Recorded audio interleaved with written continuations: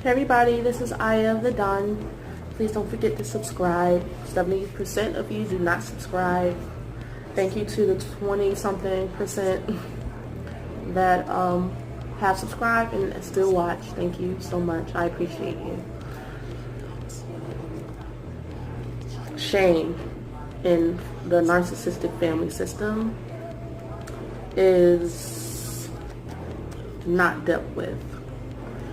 Your narcissistic parents feel very, very ashamed of their wounds. And basically, when you have big wounds that are full of emotional trauma, we have lots of blind spots and irrational thinking, magical thinking, and childlike black and white thinking. And instead of going towards those issues, something in your mind wants to protect you and tells you to stay away from it. And so us as narcissistic children get taught to straighten up and act right. Basically pretend to be a balanced, self-sufficient, whole, healed, well-mannered, respectful human being. You have to pretend like your parent is whole in order for them to not beat you. So the dichotomy between telling the truth and lying, all the lines get blurred, and you end up selling out a lot and being taught that your true emotions are evil, because anything that exposes and brings to light the wounds that are in the dark within the narcissistic person in the family that you're trying to protect is punished. Anything that is honest and truthful to the wounds, it gets punished. Why? Because the worst thing that you can be in our society is someone that needs help. It's like our whole goal in our society is to never need any help. Even if you are depending upon someone, you're supposed to act like you got it all together and you're doing everything yourself. As if gratitude is never needed because everyone does everything themselves. Gratitude is a joyful admission of your interdependence, because it's a joy to be one with the universe and with Mother Nature and with one another, because we're all a part of nature, right? The most painful thing is to have to block off your gratitude. It's like a blockage of your sweetness. You're not allowed to show sweetness in a narcissistic family. You want to give hugs and you want to be joyful and say good morning and give your goodness, but it's not needed. You're not needed. That's not needed. All I need for you to do is to straighten up and show a good face. And maybe put on that act, because narcissists don't believe that anyone could actually possibly truly feel goodness inside, because it's completely blocked out of their awareness and psyche. Their soul is so fragmented and petrified and frozen in fear that they don't believe that you actually could feel good. They think everything's an act, so they treat your realness like you're being fake, and they also make fun of you for being fake. So you're damned if you do and damned if you don't. Damned if you don't. The only thing that's real to them is the response that other people, the compliments people give them about how perfect their family is and how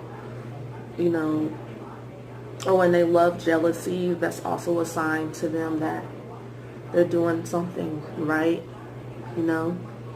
So therefore, you always have to stay above the fringe when it comes to outer appearances, when it comes to looks, kind of a keeping up to the Joneses syndrome. But you're to get away from them with any real feelings, whether it be positive or quote-unquote negative. All emotions are good, even though good is a value judgment. All emotions is energy in motion. So therefore, anytime you emote, you are moving forward in your life, and keeping the engine revved up is good for your soul. So there's no emotions that are like evil, or there's even your tears and your sadness are good. But I would suggest that because sometimes sadness, tears is like using up a lot of energy. If you cry a lot, it depletes you of your life force energy, just like too much masturbation. It's all coming from the same source of energy. So I would suggest that if you can sense the powerlessness inside your body as sensations, and sit with the sensations in detached mindfulness and soothe yourself. You know, the key to healing these issues, because when you have to be frozen in a state of being, in a state of denial of yourself, of your feelings and stuff like that, it creates a stiff energy in your body and a rigid mindset, because the mind and body are connected in that way. And so how do you heal that? You heal that by, first of all, do your best to not judge it, and to trust that your body and mind did the best that it could, and it is doing the best that it can in the situations that it was given, and actually thank your body for being so smart and intelligent as to know what to do. And sit with the awareness of what's going on inside your body, and self-understanding of why it's happening. And it'll just be like sitting with a good girlfriend over a cup of coffee. When you feel understood and you feel heard, that's all your body and mind need to heal. For the most part, your body will start to unwind all that stuck energy.